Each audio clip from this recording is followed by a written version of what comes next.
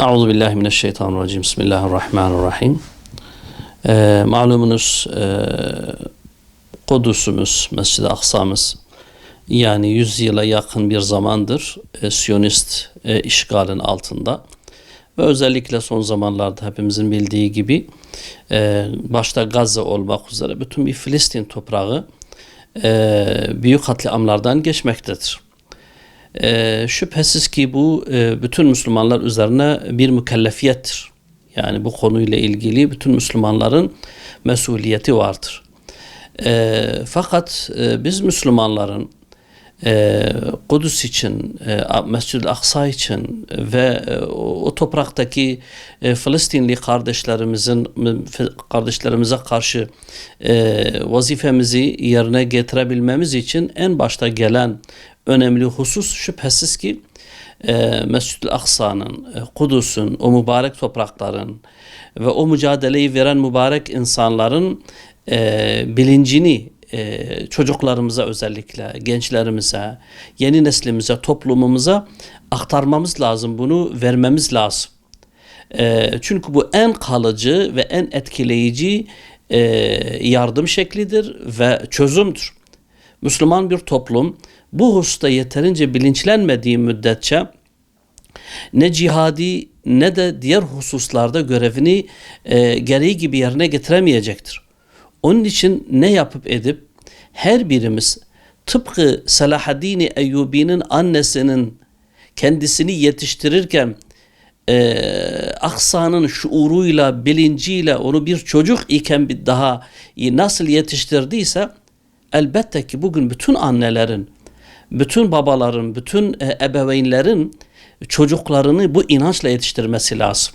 Bu bilinçle yetiştirmesi lazım. Bu bilinç Müslüman bir toplumda oturduğu zaman Kudüs'e karşı, Gazze'ye karşı, Filistinli Müslümanlara karşı vazifelerini yerine getirecektir. Hem ambargoda hem maddi manevi her türlü desteği vermede bilinç ancak bir çözüm üretebilir. O yüzden her şeyden önce çocuklarımıza Kudüs'ün bir toprak meselesi olmadığını, bir Filistin meselesi olmadığını, bir inanç meselesi olduğunu, bir izzet meselesi olduğunu, İslami bir değer, akide meselesi olduğunu ve bundan hepimizin mesul olduğunu birbirimize anlatmamız lazım. Birbirimize bunu öğretmemiz lazım. Ve insanlarımızı bu bilinçle yetiştirmemiz lazım, bu hassasiyetle yetiştirmemiz lazım. Aksi takdirde Müslüman toplum görevini yerine getirmeyecek hiçbir zaman. Bakın bugün Gazze insanı, bugün Filistin'deki Müslümanlar böyle bir bilince sahip olduğu için bütün Müslümanların yükü olan Aksa'nın özgürleştirilme meselesini omzuna almış, her şeyini bu uğurda feda ettiği halde bir adım geri atmıyor. Her şeyini bu uğurda kurban ettiği halde bu mücadeleden vazgeçmiyor. Bu mücadelenin aynı şekilde, bu bilincin aynı şekilde bütün Müslümanlara amal olması lazım. Bu işin çözümü budur. Müslümanlar bu bilince erişmediği müddetçe, insanlarımız bu bilince, bu şuura, bu fikriyata sahip olmadığı müddetçe gereken görevini yerine getirmeyecektir. Bakın biz bugün bir ambargoyu doğru dürüst yapamıyoruz. İnsanlarımız ağzının tadını bile Mescid-i Aksa'nın özgürlüğüne tercih ediyor. Yani kendi dünyevi tercihlerimizi Aksa'nın üstünde tutuyoruz. Bu şuursuzluktur.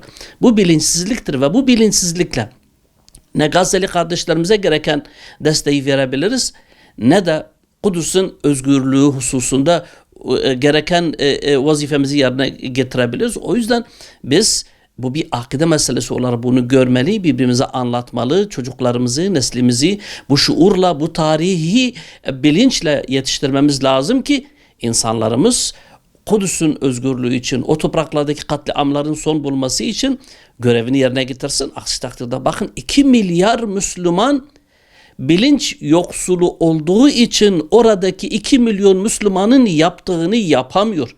Aradaki farkı görüyor musunuz? Bilinçli olmakla olmamak arasındaki fark da bu. O yüzden bu bir mesuliyettir. En başta gelen vazifedir. Maddi destekten çok daha önemlidir.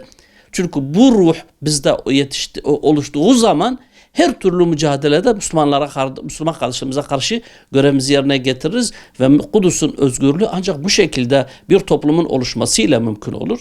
Allah-u Teala o günleri bizlere nasip etsin inşallah. O şuuru hepimize nasip etsin.